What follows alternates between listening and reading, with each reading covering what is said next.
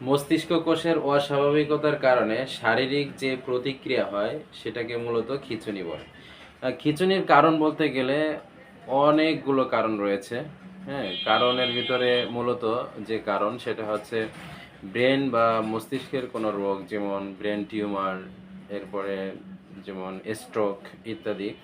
এছাড়া ব্রেনের সমস্যা ছাড়াও আরও বিভিন্ন কারণে খিঁচুনি হতে পারে। যেমন জ্বরের পরে খিঁচুনি হতে পারে, ভয় পেয়ে খিঁচুনি হয়, আহ, রক্তস্রাব বন্ধ হয়ে খিঁচুনি হয়। এরপর দেখা যাচ্ছে যে কারোর কোনো আঘাত লেগেছে, আঘাত লাগার কারণে খিঁচুনি হয়। গর্ভবতী মায়েদের খিঁচুনি হতে পারে।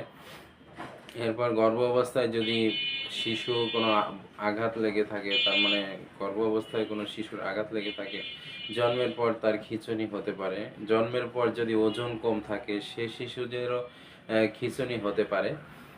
এরপর আরও কারণ রয়েছে, যেমন উদ্ভিদ জাতীয় কিছু, ধরেন চর্মরোগ বা ফোড়া, আপনার ভিতরে কোনো পয়জন রয়েছে, ওটা বাইরে বের হতে যাচ্ছে, কিন্তু আপনি হকারদের থেকে কোনো মলম পট্টি ব্যবহার করে ওইটাকে বসিয়ে দিলেন, হ্যাঁ, শরীরে বসিয়ে দিলেন, ওই এই এই উদ্ভিদ অবরুদ্ধ হয়ে খিঁচুনি হতে পারে।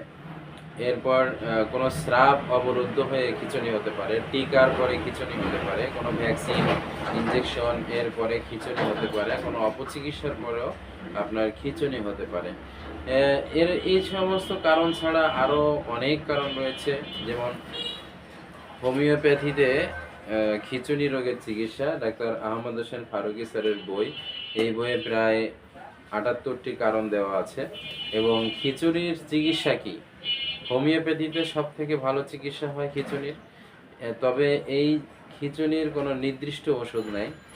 এখানে ১৯৮টি মেডিসিনের লক্ষণ দেওয়া আছে শুধুমাত্র খিঁচুনির। তো এই বইটা যদি ডাক্তারদের সংগ্রহে থাকে তাহলে আপনি খিঁচুনি রোগীর ওষুধ বাছাই করতে একদম ইজিলি বাছাই করতে পারবেন, এবং আপনি কনফার্মের সাথে ওষুধগুলো ব্যবহার করতে পারবেন। তাছাড়া রোগীদের উদ্দেশ্যে যে কথাটা বলবো সেটা হচ্ছে যে নির্দিষ্ট পরিমাণ বা নির্দিষ্ট কোনো ঔষধ নাই, এটা লক্ষণ বিশেষ ওষুধ।